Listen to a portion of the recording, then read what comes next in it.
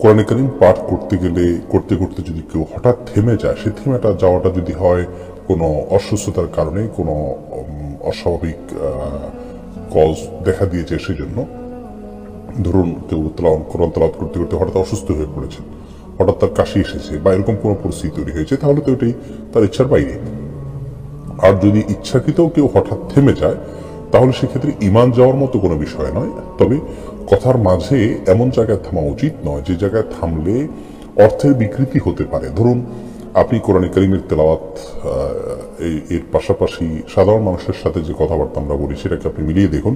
আমরা যখন একে অন্যের সাথে কথা বলি, এমন কোনো জায়গায় যদি আমরা থেমে যাই, যে জায়গায় থেমে গেলে আমরা যা বোঝাতে চাচ্ছি সেটা না বুঝে বরং ভুল কিছু বোঝানো হবে এবং ভুল কোনো বার্তা যাবে, তাহলে সেক্ষেত্রে সেরকম জায়গায় আমরা সাধারণত দাড়ি কমা দিই না, সেই জায়গায় আমরা স্টপ করি না, থামি না।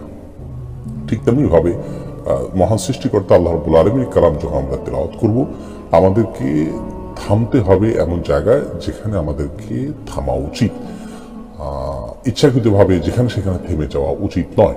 এই জন্য আয়াতের শেষে অথবা যেখানে ওয়াকফ বা দাঁড়ানোর চিহ্নগুলো আছে, সেই চিহ্নগুলো অবলম্বন করে, সেগুলোকে অনুসরণ করে, সেই নির্দেশনাগুলো মেনে আমরা দাঁড়াবো। যদি কোনো কাজ থাকে সেরে তারপর আমরা তেলাওয়াত আবার শুরু করব।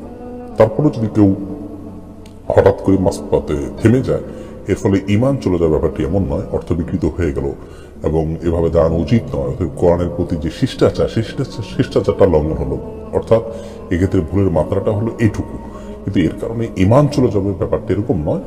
মানুষ তার ইচ্ছার বাইরে কোনো কিছু করলে আল্লাহ তাআলা তার জন্য তাকে পাকড়াও করেন না।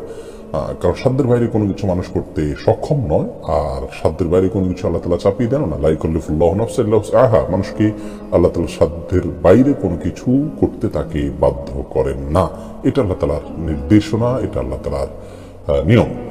বিধায় কেউ হঠাৎ যদি থেমে যায় এবং সেটা বাধ্য হয়, কোনো অসুবিধা নেই। তার কারণে ইচ্ছাকৃত রূপটি করা অনুচিত, কিন্তু তার ফলে ঈমান যাবে না।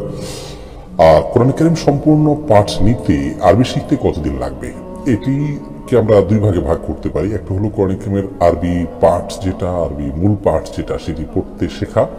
আরেকটা হলো যে কোরআন কারীমে আল্লাহ কি বলেছে সেটা জানতে শেখা। এই দ্বিতীয়টা বেশি গুরুত্বপূর্ণ।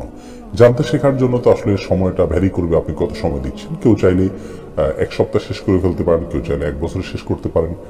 শুরু থেকে শেষ পর্যন্ত আল্লাহ কি বলেছেন বোঝার চেষ্টা করবেন। তাফসির বা ব্যাখ্যা বিশ্লেষণ গ্রন্থগুলোর, অথেন্টিক গ্রন্থগুলোর সহায়তা নিতে পারেন। আর প্রথমত কোরআন শেখা যেটি, অর্থাৎ আরবি মূল পাঠ উচ্চারণ সহকারে আপনার পড়তে জানা, এটার জন্য সময়টাও আসলে ভ্যারি করবে। কে কতটা সিরিয়াসনেসের সাথে করছেন, কার কতটা ধারণ ক্ষমতা আছে, মেধা আছে, সেটার উপরে। বাকি একজন বয়স্ক মানুষ তিনি যদি 1 মাস সময় দেন, সর্বোচ্চ আমি মনে করি যে 1 মাস সময়ের ভিতরে ইনশাআল্লাহ তিনি কোরআন পরিপূর্ণভাবে পড়তে পারবেন।